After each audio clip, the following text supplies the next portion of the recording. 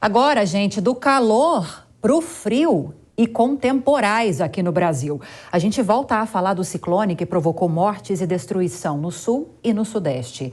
E agora com uma convidada, a meteorologista executiva da Notus, a Desirê Brant. Oi, Desirê, muito obrigada mais uma vez pela participação. Boa noite a você.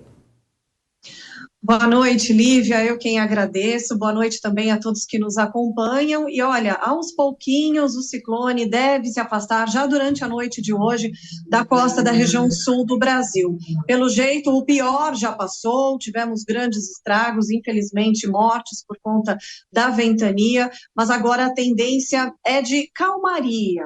Durante a noite de hoje ainda poderemos ter algumas rajadas de vento na região sul do Brasil, também aqui na costa de São Paulo e do Rio de Janeiro, rajadas em torno de 70 a 80 quilômetros por hora, mas aos pouquinhos, como eu falei, o ciclone deve ir para alto mar, diminuindo cada vez mais esse risco para a ventania. De qualquer forma, o mar ainda deve ficar bastante agitado. De acordo com a Marinha ainda tem o risco para ressaca ao longo de todo o litoral de São Paulo, Rio de Janeiro e também da região sul do Brasil. Bom, e conforme o ciclone vai embora, entra em ação uma massa de ar de origem polar. Ela vai ser a responsável por derrubar a temperatura durante a noite de hoje. A temperatura deve cair rápido. Para se ter uma ideia, a próxima madrugada poderá ter mínima em torno de 10 ou até abaixo dos 10 graus na capital paulista. É frio para valer no comecinho do dia. E falando em frio, na região sul do país, como ainda vai ter bastante umidade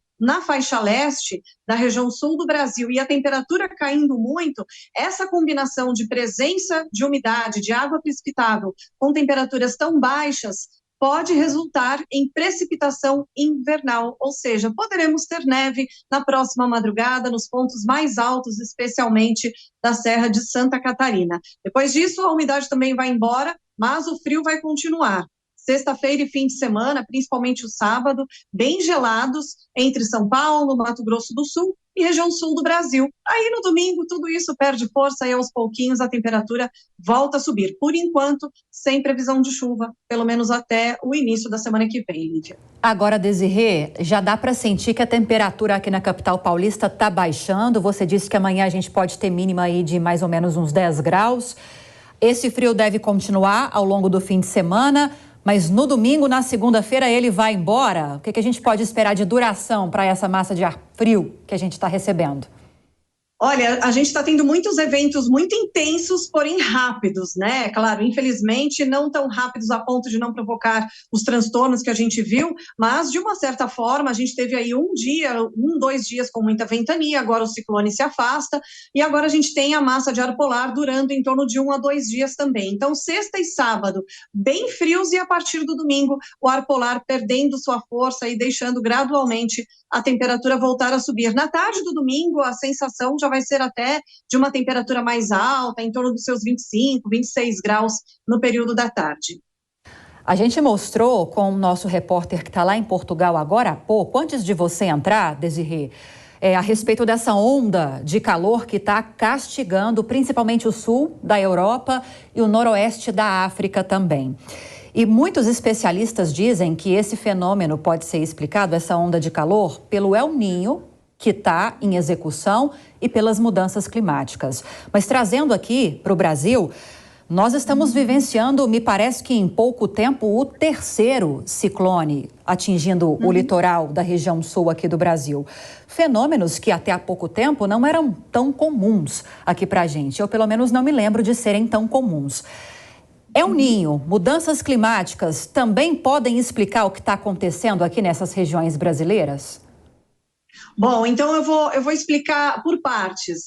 Mudanças climáticas, é óbvio, a gente está enxergando, né, os acontecimentos por conta das mudanças climáticas que potencializam os eventos, né, os fenômenos atmosféricos, os fenômenos climáticos. O El Niño, ele não potencializa as mudanças climáticas, mas sim ao contrário, as mudanças climáticas potencializam os efeitos do fenômeno El Niño. Então, sim, a gente pode sentir os efeitos do fenômeno El Niño no decorrer do segundo semestre, primavera e verão, principalmente aqui no Brasil, até de forma um pouco mais intensa, com a ajuda, né, entre aspas, das mudanças climáticas. Bom, mas e os ciclones, né? Na verdade, Lívia, toda semana a gente tem a formação de um ciclone extratropical. Todo o sistema frontal tem seu ciclone extratropical. O sistema frontal, ele é constituído por uma frente fria, um ciclone extratropical e uma massa de ar polar de uma alta pressão em sua retaguarda, muitas vezes a massa de ar polar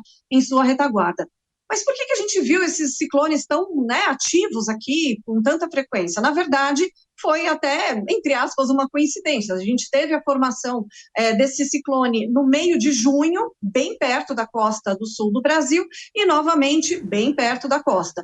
Toda semana, praticamente, a gente tem um ciclone. A diferença é a posição onde ele se forma, né? Onde ele acaba ganhando intensidade. A maioria das vezes é longe da costa, mas, infelizmente, nesses dois eventos mais fortes, ele estava realmente bem perto. A formação dele foi praticamente em cima da costa da região sul do Brasil e, por isso, trouxe tantos transtornos. Mas, por enquanto, esses ciclones tão intensos não têm a ver com o El Niño, pelo menos por enquanto.